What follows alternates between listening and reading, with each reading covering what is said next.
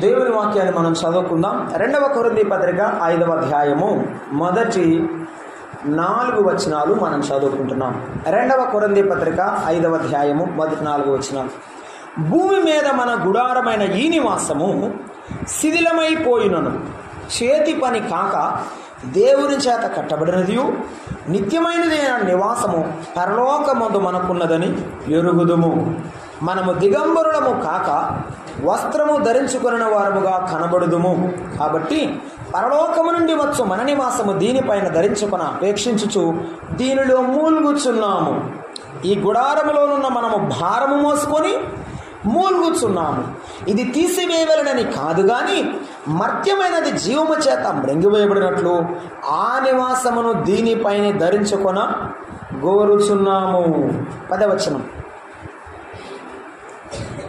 తాను జరిగించిన క్రియల చొప్పున అవి మంచివైనను సరే చెడ్డవైనను సరే దేహముతో జరిగించిన వాటి ఫలమును ప్రతివాడును పొందునట్లు మనమందరమును క్రీస్తు న్యాయపీఠం ఎదుట ప్రత్యక్షము కావలేము. ప్రార్థన చేద్దాం. ప్రేమస్వరూపమైన మా ప్రియ ప్రభువా, స్తోత్రార్హుడా, మీ కొందనాలు. మా తండ్రి, మా ప్రభువా, ప్రియులైన వారు కొనిపోబడుట మీ చిత్తమే. మీ బిడ్డలను వారి కుటుంబాలను మీకు అప్పగిస్తున్నాం. చదవబడిన వాక్య భాగమును మా కొరకు మీరు పంచిపెట్టండి. ఒకడు మీ పక్షాన నిలవబడి ఉన్నాడు నాయన. మనుషుని మాటలు, ఆలోచన, హృదయ ధ్యానం మాకెప్పటికీ పనిచేయదు. మీ ఆత్మ బోధిస్తుండగా, హెచ్చరిస్తుండగా మా హృదయమును తాకండి, మమ్మల్ని దిద్దండి. మా ప్రభు అయిన యేసుక్రీస్తు ప్రభువు ప్రత్యక్షపరచబడినట్లుగా ఈ రాత్రి మీ నామమునకు మహిమ, దీన కుటుంబానికి ఆదరణ, పాపికి రక్షణ కలిగించుమని క్రీస్తు యేసు నామమున ప్రార్థన చేయుచున్నాము తండ్రి. ఆమేన్. చాలా గట్టిగా ఆమేనని చెప్పాలండి. ఆమేనని చెప్పట్లేదు. చెప్పకపోతే అది చాలా పొరపాటు. మీకు చెప్తలేదో నాకు తెలియదు. గట్టిగా చెప్పాలి ఆమేనని. ఆమేన్ అంటే అవునుగాక అని అర్థం. అలాంటప్పుడు నేను చేసిన ప్రార్థన అలాగే జరుగునుగాక ప్రభువా అని అర్థం. నువ్వు ఆమేనని చెప్పకపోతే ఎట్లా కదా? చెప్పండి, సరేనా? ఈసారి గట్టిగా చెప్పాలి, రైట్? సరే, దేవుని వాక్యం చూద్దాం. చూడండి, మనం చదువుకున్న 4 వచనాల్లో అంతా మనము ధ్యానం చేయలేము. కానీ నేను మీకు ఒకటి గుర్తు చేస్తాను. అదేమిటంటే, మొదటి వచనంలో అన్నాడు, భూమి మీద మన గుడారమైన ఈ నివాసము శిథిలమైపోయినన్నాడు. ఈ నివాసం అంటే ఏ నివాసం? వాళ్ళున్న డేరానా? వాళ్ళున్న పూరిళ్ళనా? ఏమండి, వారు కట్టుకున్న డాబా అని అర్థమా? దేని గురించి పౌలు మాట్లాడుతున్నాడు? దేని గురించి అంటే మానవుని యొక్క శరీరాన్ని గురించి మాట్లాడుతున్నాడు. దేని గురించి మాట్లాడుతున్నాడు? శరీరాన్ని గురించి మాట్లాడుతున్నాడు. భూమి మీద మన గుడారం ఇదేమిటట? ఏంటి చెప్పండి? గుడారం ఇది. ఈ శరీరం అనే గుడారము ఏమైపోద్దని చెప్తున్నాడంటే శిథిలమైపోయే గుడారం. దానికి ఒక పేరు పెట్టుకుందాం. ఇది మట్టి దేహం. ఏమి దేహం ఇది? కాబట్టే శిథిలమైపోతుంది. ఇది మట్టి దేహం. 2వ వచనం చివరిలో అంటాడు, దీనిలో మనము మూలుగుచున్నాము అన్నాడు. ఇదే దేహం? మూలిగే దేహం. ఏ దేహం ఇది? మూలిగే దేహం. మొదటి వచనంలోనే దేవుని చేత చేతి పని కాక దేవుని చేత కట్టబడినది నిత్యమైన నివాసం అన్నాడు. ఏమన్నాడు? నిత్యమైన నివాసం. ఇది నిత్యమైన గుడారం అని చెప్పవచ్చు. దాని గురించి మాట్లాడుతూ పౌలు భక్తుడు ఒక మాట చెప్పాడు. అదేమిటంటే పరలోకమందు మనకున్న నివాసం అన్నాడు. ఫిలిప్పీ పత్రిక 4:21లో మనకున్నదని ఎరుగుదుమన్నాడు. అది మహిమ దేహం. ప్రభు వచ్చినప్పుడు మనకిచ్చేది మహిమ దేహం. మళ్ళీ గుర్తు చేస్తాను, తర్వాత చెప్తా ఏమ్మా, రైట్? ఒకటేమిటి? మట్టి దేహం. రెండేమిటి? మూలిగే దేహం. మూడోదేమిటి? మహిమ దేహం. దేవుడు మనకిచ్చినటువంటి దేహాలు కాదు, ఒకటే దేహం. కానీ ఈ దేహాలలో మన అనుభవం అది. ఈ దేహంలో మన యొక్క అనుభవం అది, మన యొక్క అనుభవం అది. ఎందుకు ఆ మాట చెప్పాడు? ఒక మాట నేను జ్ఞాపకం చేస్తాను. యెషయా గ్రంథము 64వ అధ్యాయము 8వ వచనాన్ని చదవండి. 64వ అధ్యాయము 8వ వచనాన్ని మనం జ్ఞాపకం చేసుకుంటున్నాం. 64:8 ఏమంటున్నాడు? యెహోవా నీవే మాకు తండ్రివి, మేము జిగటమన్ను, నీవు మాకు కుమ్మరివాడవు. మేము జిగటమన్ను, మేమందరము నీ చేతి పని ఉన్నాం. మానవులమైన మనం అందరం కూడా ఎంత దేహం ఎంత ఎర్రనిదైనా, ఎంత తెల్లనిదైనా, ఎంత నల్లనిదైనా ఈ దేహమే దేహం, మట్టి దేహం. ఎందుకంటే దేవుడు జిగటమన్నుతో ఆదామును చేశాడు, మట్టి తీసి బొమ్మ చేసి ఊపిరుదాడు. ఈ దేహము మట్టి దేహం. ఆదాము నుండి వచ్చిన మనం అందరం కూడా మట్టి దేహము గలవారమే. అందుకే యెషయా భక్తుడు అంటాడు, ప్రభువా మేము జిగటమన్ను అని చెప్తున్నాడు. మేము జిగటమన్ను ప్రభు అని చెప్పాడు. యోబు గ్రంథం 10వ అధ్యాయం 9వ వచనంలో కూడా ఇదే మాట చెప్పాడు. మేము జిగటమంటి వారము అని చెప్పు. ఆయన అన్నాడు, ఈ జిగటమన్ను ఏమైందంటే శిథిలమైపోతుంది అని చెప్పాడు. ఏమైంది? శిథిలమైపోతే ఈ మట్టి శిథిలమైపోద్ది. అమ్మా, మానవ దేహంలో ఉన్న ప్రతి వ్యక్తి గుర్తించే విషయం, అర్థమైన విషయం, అందరికీ తెలిసిన విషయం ఏమిటంటే ఈ దేహం ఏమైపోద్ది? పాడైపోద్ది. ఆ మాటకు బైబిల్లో ఒక మాట చెప్పాడు. ప్రసంగి గ్రంథం 11వ అధ్యాయము 10వ వచనంలో ఏం చెప్తున్నాడు? ఏమిటి దేహము పరిస్థితి? 11వ అధ్యాయము 10వ వచనంలో ఇలాగున మాట్లాడుతున్నాడు. ప్రసంగి గ్రంథము 11వ అధ్యాయము 10వ వచనం, లేత వయస్సును నడి ప్రాయమును గతించిపోవును. ఎంత సురుగ్గా ఉన్నాడు ఈ పిల్లోడు, భలే చక్కగా పరిగెత్తున్నాడు, ఎంత తొందరగా ఉన్నాడు అంటాడు. లేడి వలే గంతులేసే వయస్సు నడిప్రాయం. లేత వయస్సు, క్షమించండి, లేత వయస్సు, ఎంతో చక్కగా పనిచేసేది లేత వయస్సు. ఆ లేత వయస్సులో అందని ఆ వర్చస్సు అంటారు చూడండి, మనిషి యొక్క దేహ సౌందర్యం ఈ లేత వయస్సులో ఎంతో గొప్పగా కనబడుతుంటారు. ఈ నడి వయస్సులో తెలివితేటలు అధికం. లేత వయస్సులో అందం ఎంతో గొప్పదిగా కనబడుతుంది. ఆ నడి ప్రాయంలో మనిషి యొక్క అనుభవం, మనిషి యొక్క తెలివితేటలు, జ్ఞానము ఎంతో గొప్పగా కనపడతాయి. కానీ అవన్నీ ఏమవుతాయి? అవన్నీ ఏమవుతాయి చెప్పండి? అవన్నీ ఏమవుతాయి? గతించిపోతాయి. ఈ రోజున యవనస్తులను మీరు గమనించండి, ఎంత పనైనా చేస్తారు, ఎంత కష్టమైనా చేస్తారు. కానీ వారు కష్టపడుతున్నా, ఎంత పని చేస్తున్నా వారి యొక్క మైండ్ సెట్ అంటారు, మానసికమైన పరిస్థితిని మనం గమనిస్తే, బైక్ ఎక్కిన పిల్లోడు రై రై రై అని పడిపోతూ ఉంటాడు. ఎటు పోతుందో తెలియదు, అది ఎటు వంగుతుందో తెలియదు. ఈ రోడ్డుకి ఈ చివరి నుండి ఆ చివరికి, ఆ చివరి నుండి చివరికి. ఎందుకు? ఓపిక ఉంది కనుక. నా ఇష్టం, ఏం పర్వాలేదు, నేను పడను, నేను ఏమైనా చేయగలను అనే ధీమాతో ఆ ఉన్న బలాన్ని బట్టి, ఆ ఉన్న సౌందర్యాన్ని బట్టి, అందాన్ని బట్టి మనిషి ఈ రోజున మిడిసి పడుతున్నాడు. దేన్ని బట్టి? శరీరాన్ని బట్టి. ఈ శరీరంలో ఉన్న బలాన్ని బట్టి, ఈ శరీరంలో ఉన్న అందాన్ని బట్టి, దేన్నైనా బట్టి ఈ శరీరం ఏమైపోతుంది? శిథిలమైపోతుంది. గుర్తుంచుకో. ఏ వ్యక్తి అయినా సరే తన జీవిత సౌందర్యాన్ని పోగొట్టుకుంటాడు. బైబిల్ చెప్తున్న సత్యం ఇది. ఈ రోజున మనుషులు పాపం విషయమై ఆలోచన లేదు, శరీర విషయమైన అందమును చూసుకొని మిడిసిపడేవారు ఉన్నారు, దేవుడితో నాకు పని లేదని చెప్పేవారు ఉన్నారు. యవనస్తులు లేకపోతే మగవాళ్ళు వేసుకునే సూట్లు ఉంటాయి కదండి, కోట్లు అవి వేసుకోవడానికి తయారు చేసే ఒక కంపెనీ, ఆ పేరేంటంటే రేమాండ్స్ కంపెనీ. ఆ ఓనర్ పేరేంటంటే విజయపత్ సింఘానియా. ఆయన ఇప్పుడు బ్రతికే ఉన్నాడు. ఆయనకు చాలా బిల్డింగులు ఉన్నాయి, చాలా అంతస్తులు ఉన్నాయి, చాలా కారులు ఉన్నాయి, చాలా ఆస్తిపాస్తులు ఉన్నాయి. యవనంలో ఉన్నప్పుడు తను బాగా సంపాదించాడు, కష్టపడ్డాడు, చాలా చేశాడు. అసలు ఆ పేరు ఎరగని వారు ఎవరుంటారు ప్రపంచంలో? అందరికీ తెలుసు ఆ పేరు. రేమాండ్స్ కంపెనీ అధినేత అంటే అంత ఉంటుంది. పొద్దున పూట ఛాయ్ ఒక ఫ్లైట్లో తాగుతాడు, ఇంకో ఫ్లైట్లో టిఫిన్ చేస్తాడు, ఇంకో ఫ్లైట్లో భోజనం చేస్తుంటాడు. ఎప్పుడు ఎక్కడ ఉంటాడో ఆయనకే తెలియదు. ఇటీవల ఇంటర్వ్యూ ఇస్తే నేను విన్నానండి. ఆయన ఒక గదిలో ఉంటున్నాడు, రేకుల షెడ్డులో.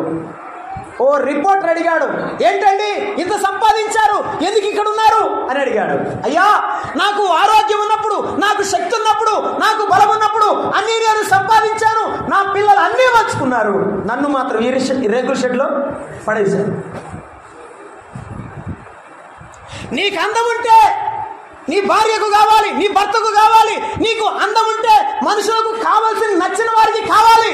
అందం ఉన్నంత కాలమే. నీకు సొమ్ము ఉంటే నీ అన్నదమ్ములు, నీ అక్క చెల్లెండ్రు, నీతో ఉన్నవారు, నీ తోబట్టువులు చీమల వలె బెల్లాన్ని చుట్టూ తిరిగినట్టు తిరుగుతారు. నీకు సొమ్ము ఉంటే. అన్నీ లేకపోతే నీ ప్రక్కన ఎవరున్నారో వారే నిజమైన నీ బంధువులు, ఆత్మీయులు.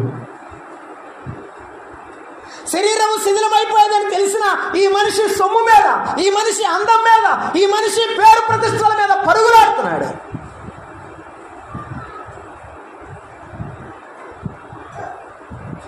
విజయపత్ సింఘానియా చివరిలో చెప్పాడు ఒక మాట, ఏమని తెలుసంటే, నా జీవితంలో నేను తృప్తిగా ఈ రేకుల షెడ్లోనే బతుకుతున్నాను అన్నాడు. అదేంటండి ఆ మాట అన్నారు అంటే, ఇక్కడ నాకు ఏ దిగులు లేదు అన్నాడు. దొంగోడు వస్తాడని దిగులు లేదు, ఏమంటే ఇంతకంటే ఎక్కువ ఏదో సాధించాలనే ఆశ లేదు, ఎప్పుడు చచ్చిపోతానో అప్పుడు చచ్చిపోతాను అన్నాడు.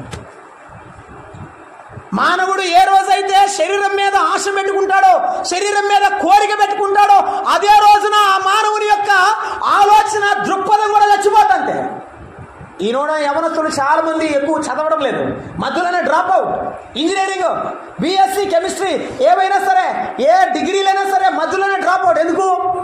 మైండ్ సరిలేదు, శరీరం తన స్వాధీనంలో లేదు. ఇలానే జరుగుతోంది. అయితే యవనస్తులారా, ప్రియమైన సోదరులారా, సోదరుల వినండి. శరీరం అనేది నశించిపోయేది, శరీరం అనేది శిథిలమైపోయేది. దాన్ని మీరు నమ్ముకోవద్దు. ప్రకటన గ్రంథం 12వ అధ్యాయంలో ప్రసంగి గ్రంథం 12వ అధ్యాయం 7వ వచనంలో ఇలాగంటున్నాడు. అక్కడే చూడండి, 12వ అధ్యాయం ప్రసంగి గ్రంథం 7వ వచనం. మొన్నైనది, అంతకుముందు మన్నే కదా, ఆ మన్నులో నుండి తీసి ఏం చేస్తాడు? మళ్ళీ మంచిలోనే కలుపుతాడు. ఏ మన్నులో నుంచి నిన్ను తీశాడో అదే మన్నులో నీవు కలిసిపోతావని బైబిల్ చెప్తున్నది. దేనికోసం ఈ మనిషి పోరాటం? ఒక ఆయన అన్నాడు, 7 అడుగుల స్థలం కోసం అట. దేనికోసం ఈ పోరాటం? 7 అడుగుల స్థలం కోసం. 7 అడుగుల స్థలం కోసం ఇంత ఆరాటం ఎందుకు? ఇంత పోరాటం ఎందుకు? మనిషి జీవితంలో ఇదే మనిషిని నడిపిస్తూ ఉంది.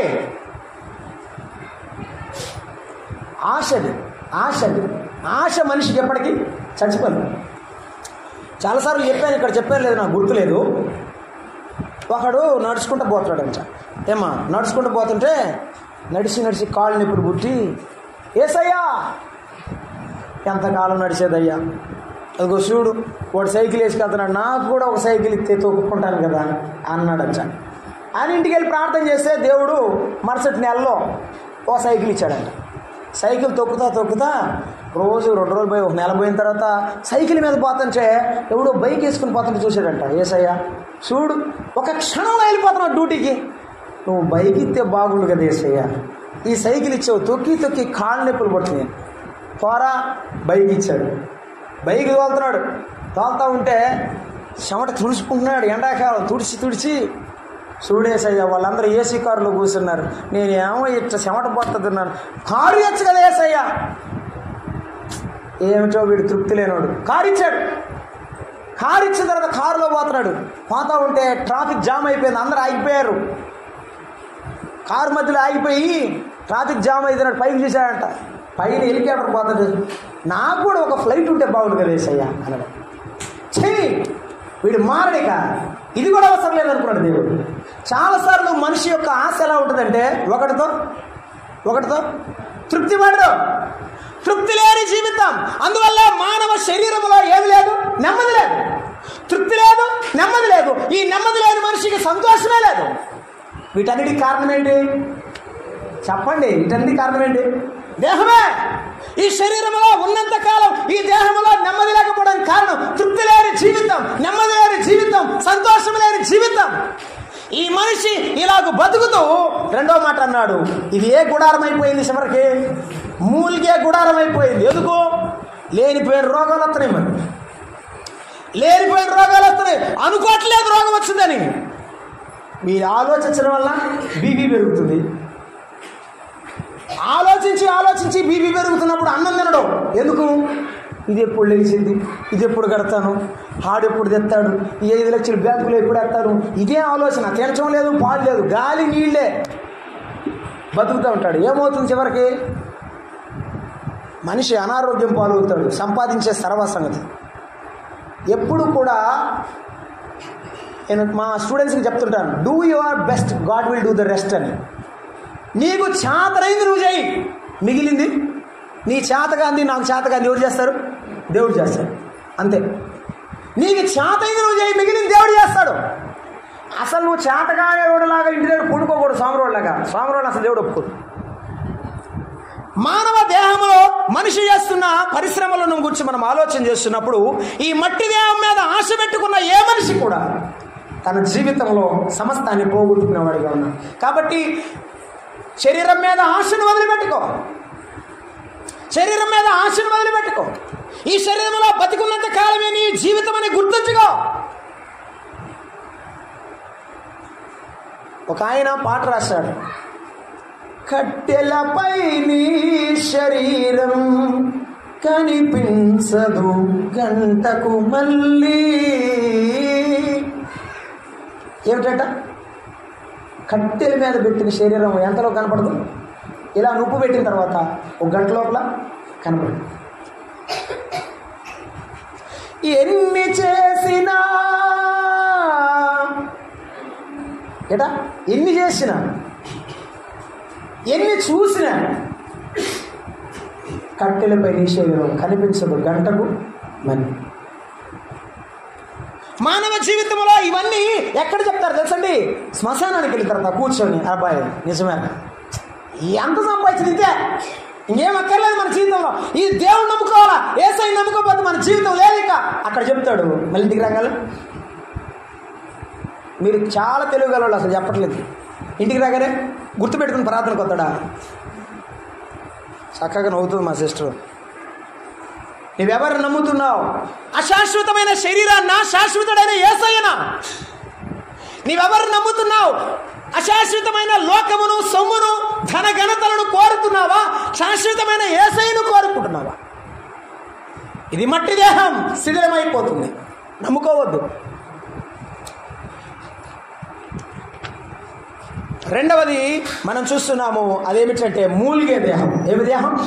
మూలిగే దేహం. మత్తయి సువార్త 11వ అధ్యాయంలో మనమందరం ఎరిగిన మాట జ్ఞాపకం చేసుకున్నాం. చూడండి, మత్తయి సువార్త 11వ అధ్యాయంలో మనం జ్ఞాపకం చేసుకున్నాం. 11:28 మనమందరం ఎరుగుదాం కదా.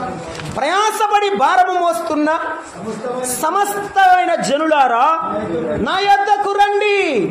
ఏ జనులు? ఈ జనులు ప్రయాసపడి భారము మోస్తున్నవారు. ఈ భారం మోస్తున్న మానవుడు, ఈ భారం మోస్తున్న మానవుడు ఈ మూలిగే దేహములో ఉన్నాడు. ఈ మూలుగు దేనికంటే భారం వలన. ఏమిటి భారం? ఏమిటి ప్రయాస? ఈ మూలుగులు ఎందుకు ఇది మూలుగుతా ఉంది? చాలా మంది ఈ దేహములో మూలుగుతూనే ఉన్నారు. మత్తయి సువార్తలో 38వ అధ్యాయం 2-4 వచనాల్లో మనం జ్ఞాపకం చేసుకున్నాం. ఈ మూలుగు దేని వల్ల వచ్చింది? 38వ అధ్యాయము 2-4 వచనాలు. 38వ అధ్యాయము 2 నుండి కీర్తనల గ్రంథము 38వ అధ్యాయము 2-4 వచనాలు. 38 2-4 వచనాలు. ఎందుకు వచ్చింది ఈ యొక్క భారం? ఎందుకు వచ్చింది? ఈ మూలిగ ఎందుకు వచ్చింది శరీరంలోకి? నాటి ఉన్నవి. నీ చేయి నా మీద భారముగా ఉంది. ఏం భారం ఇది? దేవుని చెయ్యి భారం మానవుని మీద ఉంది. ఎందుకు? చదువు. నీ కోపాగ్ని వలన ఆరోగ్యమున శరీరమును విడిచిపోయాను. దేవుని కోపం మానవుని మీద పడింది. మానవుని చెయ్యి భారమైంది. ఎందుకు ఈ భారం? ఎందుకు ఈ కోపం? నా పాపమును బట్టి నా ఎముకలలో స్వస్థత లేదు. నా దోషములు నా తల మీదుగా పొర్లిపోయినవి. నేను మోయలేని బరువు వలె అవి నా మీద మోపబడి ఉన్నాయి. పాపం వల్ల మనిషి హృదయం బరువెక్కింది. పాపం వల్ల మనిషి యొక్క భారం మరి ఎక్కువైంది. దేవుని కోపం అధికమైంది. ఈ రాత్రి నీకెందుకు ఆ దుఃఖం? నీకెందుకు ఈ అనారోగ్యం? నీకెందుకు ఈ అలసట? ఎందుకు ఈ ప్రయాస? ఎందుకో తెలుసా? పాపం వలన కలుగు బ్రహ్మచేత. ఈ పాపం వలన నీకు నెమ్మది లేదు. అది ఏ పాపమో నాకు తెలియదు. అది చిన్నదా పెద్దదా నాకు తెలియదు. దేనిని బట్టి ఆశపడి వెంపర్లాడుతూ పరిగెత్తుతున్నావు నాకు తెలియదు. యాకోబు భక్తుడు మొదటి అధ్యాయంలో చెప్పాడు. పాపమును గురించి చెప్తూ యాకోబు భక్తుడు మొదటి అధ్యాయంలో మాట్లాడుతూ ఒక మాట అన్నాడు. ఆయన మనమందరం ఎప్పుడు జ్ఞాపకం చేసుకుంటున్నాము. అది 14-15 వచనాల్లో ప్రతి వాడును ఏ పాపం అంటే ఇది? స్వకీయమైన దురాశ అనే పాపం. ఈ దురాశ, ఈ ఆశ హృదయంలో జనించి ఆ మనసునందు జనించి హృదయంలో కార్యరూపం దాల్చి మానవుని శరీరాన్ని పాడు చేస్తున్నది. ప్రతివాడు తన స్వకీయ దురాశ చేత ఏమండి సచ్చిన కుక్కలాగా ఈడ్చుకెళ్తున్నాడంట. వాడు ఈడ్చుకెళ్తుంది ఎవరిని? ఈడ్చుకెళ్తుంది ఎవరిని? దురాశతో పరుగులెత్తుచున్న వారిని. దురాశతో పరుగులెత్తుచున్న వారిని. ఈ రాత్రి నీవు ఏ దురాశలో ఉన్నావు? ఏ పాపములో ఉన్నావు? ఆ దేవుని వాక్యం చెప్తున్నది ఆ దురాశ చేత ఈడవబడి మరులు కొల్పబడిన వాడు అన్నాడు. ఏమండి ఆ మాట నేను చెప్పి ముందుకు వెళ్తాను. నువ్వు దారినే పోతున్నావు. నీకు సినిమాలు చూడటం ఇష్టం లేదు అనుకుందాం.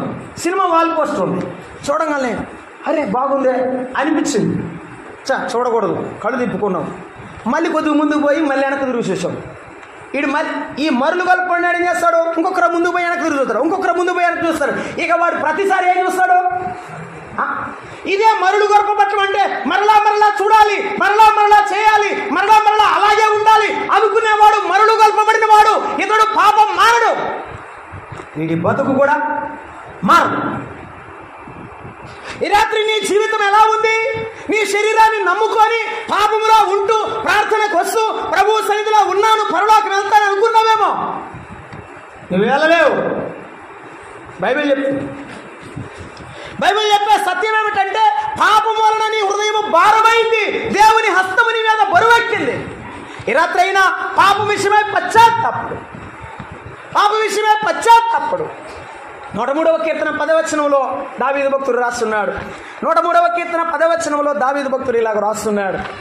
103వ కీర్తన 10వ వచనంలో మన జ్ఞాపకం చేసుకుంటున్నాం. మన పాపములను బట్టి మనకు ప్రతీకారము చేయలేదు. ఈ రాత్రి వరకు నీ జీవితంలో దేవుడు చెయ్యి పెట్టలా. ఎందుకో తెలుసా? నీ మీద ప్రేమిస్తున్నాడు. ఈ రాత్రి వరకు ఆయన చెయ్యి నీ మీద పెడితే నీ ఉండవు. ఆయన కలుగు చేసుకుంటే ఏ మనిషి నిలబడలేడు. తమ్ముడు అన్నా నీవు నిలబడలేవు. ఈ రాత్రి యేసయ్య మాట విను. శరీరాన్ని నమ్ముకొని, కోరికలు నమ్ముకొని, దురాశతో బ్రతుకుతూ నీ జీవితాన్ని పాడు చేసుకుంటే నీ జీవితము రోగాల పాలవుతుంది. అందుకే మూలుగుతుంది మానవ దేహం. ఆయన నీకు ప్రతీకారం చేయలేదు. మన దోషములను బట్టి ఆయన మనకు ప్రతిఫలము ఇయ్యడు. ఈ రాత్రి వరకు దేవుడు నీకే ప్రతిఫలం ఇవ్వలేదు. ఈ రాత్రి యేసు ప్రభు మాటలు ఆలకించు. నీ జీవితం నీ ముందు దేవుడు ఉంచాడు. నీ ముందు కనబడుతోంది.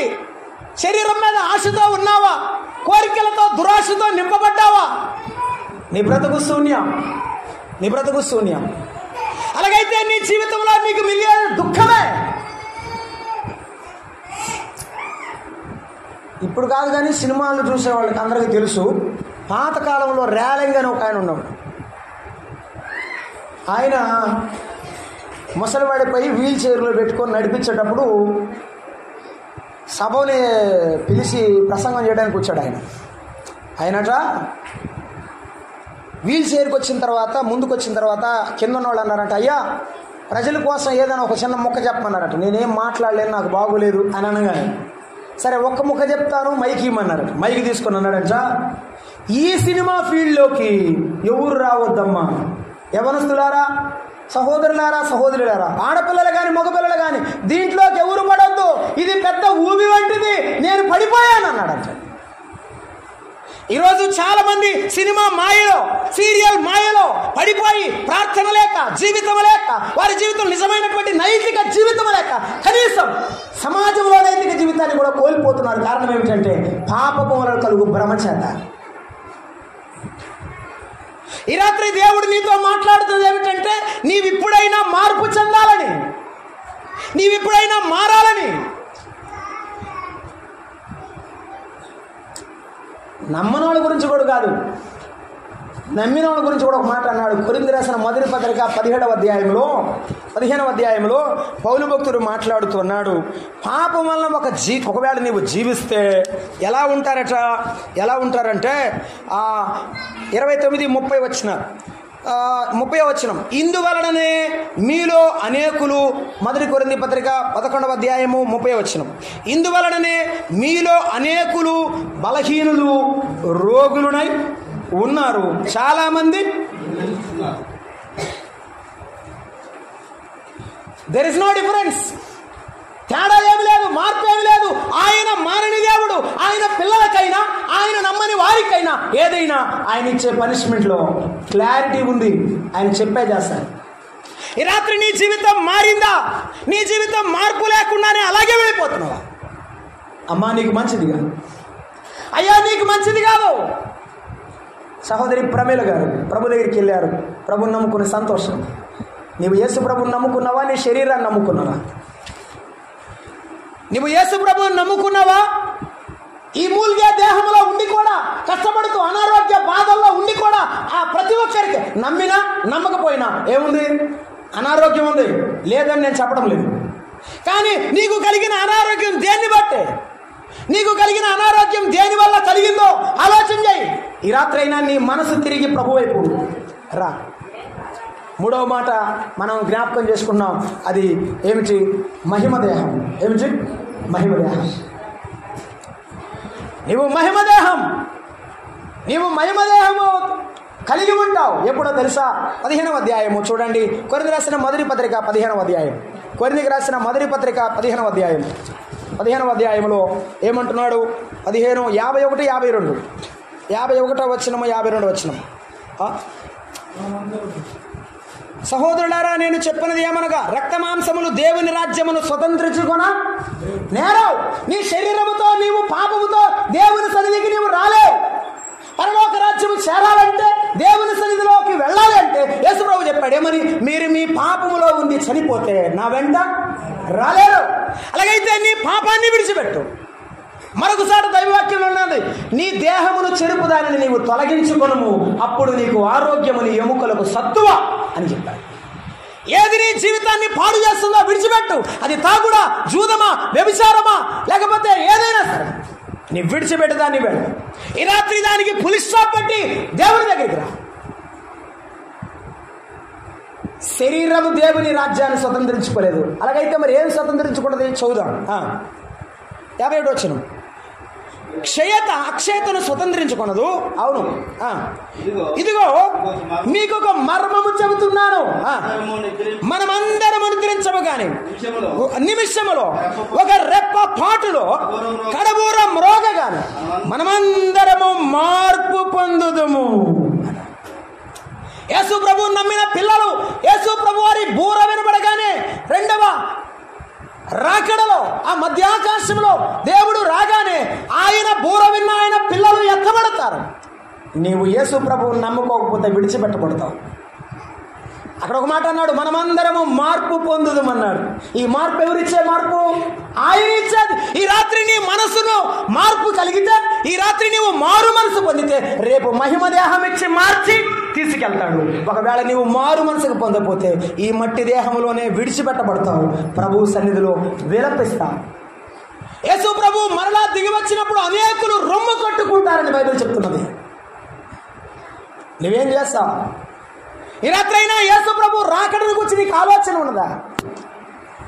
ఆయన తన పిల్లల దగ్గరకు వచ్చినప్పుడు వారి శరీరాలు మార్చి మర్త్య దేహము కాకుండా అమర్త్య దేహము కలిగి వారిని తీసుకొని ఆయన పరలోకానికి వెళ్ళిపోతాడు. ప్రమేలమ్మ గారు అలాగే వెళ్ళిపోయారు. ప్రభు వచ్చినప్పుడు మరలా లేపబడి ప్రభుతో వెళ్తారు. నువ్వు వెళ్తావా? నీవు ప్రభువును నమ్ముకున్నావా? నీ పాపమును విడిచిపెట్టి ప్రభు సన్నిధిలో పశ్చాత్తాపంతో నీ పాపం విషయమే దుఃఖపడి మారు మనసు పొందావా? మారు మనసు పొందకుండానే ప్రార్థనలో ఉన్నావా? అలాగైతే నీకు దేవుని రాజ్య ప్రవేశము లేదని వాక్యం చాలా స్పష్టంగా మాట్లాడుతుంది. ఒకటి, మర్త్య దేహం పోయి అమర్త్య దేహం వస్తుంది, మహిమ దేహం వస్తుంది. అదే ఎలా వచ్చింది అక్కడ చెప్పాడు. 15వ అధ్యాయంలో మనం చూస్తున్నాం. చూడండి, ఆ మాట మనం చూస్తున్నాము. ఆయన ఏం చెప్పాడంటే 41వ వచనం, సూర్యుని మహిమ వేరు, చంద్రుని మహిమ వేరు, నక్షత్రముల మహిమ వేరు. మహిమను బట్టి ఒక నక్షత్రములకు మరి ఒక నక్షత్రములకు భేదము కలదు. అలాగే మృతుల పునరుత్థానము కూడా అలాగే. శరీరము క్షీణమైనదిగా విత్తబడి అక్షయమైనదిగా లేపబడుతుంది. అక్షయమైనదిగా లేపబడుతుంది. ఈ అక్షయత ఎవరిచ్చారు?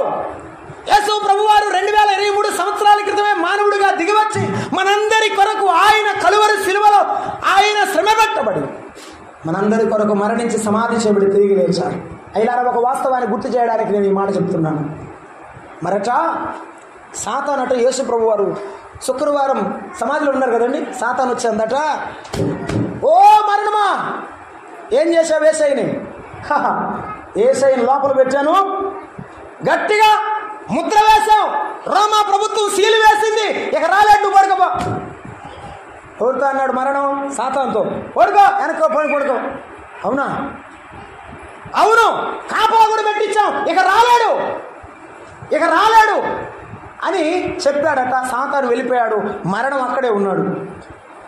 అర్థమైందండి? ఆదివారం తెల్లవారుజామున ఏమైంది? ఆయన తిరిగి అపోస్తల కార్యముల గ్రంథం 2వ అధ్యాయం 72వ వచనంలో చెప్పాడు, మరణము ఆయనను బంధించి ఉండుట అసాధ్యం కనుక దేవుడు మరణ వేదనను తొలగించి ఆయనను తిరిగి లేపాను. ఆయన లేచేటప్పుడే ఏమైంది? ముద్రలు తొలగిపోయాయి, రాతి బండ తొలగిపోయింది, సైనికులు పారిపోయారు. ఇప్పుడు మరణం ఏం చేస్తుంది? పరుగున పరిగెత్తుతుంది. ఇప్పుడు కేకేస్తున్నాడు ఆయన. ఏమని? ఓ మరణమా! ఏమన్నాడు? ఓ మరణమా, నా బిడ్డల మీద విజయం సాధించానన్నావే, ప్రతి మానవుని మీద విజయం సాధించానన్నావే, ఆగాగు, నేను వస్తున్నా, నేనున్నాను, నేను ఆగను. ఓ మరణమా, నీ విజయం ఎక్కడా? ఇప్పుడు రా నా దగ్గరకు నీ విజయానికి అని దేవుడు అడుగుతుంటే మరణం ఏమంటుంది? నేను రా నీ దగ్గరికి అంటుంది. అయితే ఈ రాత్రి యేసయ్య పిలుస్తాడు ఏంటంటే, ఆ మరణాన్ని సవాలు చేసిన దేవుడు నీకు కూడా నిత్య జీవం ఇవ్వడానికి రెడీగా ఉన్నాడు, సిద్ధంగా ఉన్నాడు. నీ వస్తావా? నీ వస్తే నీకు కూడా మరణం మీద విజయం ఇస్తాడు. మరణపు ముళ్ళును విరిచి మరణమును మునిగి వేస్తాడు. మరణము కనబడకుండా చేశాడు. నీ జీవితంలో కూడా నిత్య జీవం ఇచ్చి ఆయన తీర్పులోనికి రాకుండా మరణములో నుండి జీవములోనికి దాటిస్తానికి సిద్ధంగా ఉన్నాడు. నీ వస్తే ఆయన నీకు ఇస్తాడు, నువ్వు రాకపోతే విడిచిపెట్టబడతావు. ఈ రాత్రి నీకేం అర్థమైందో నాకు తెలియదు. యేసయ్య నీ కొరకే చనిపోయాడు. తలలు వంచండి, ప్రార్థన చేద్దాం.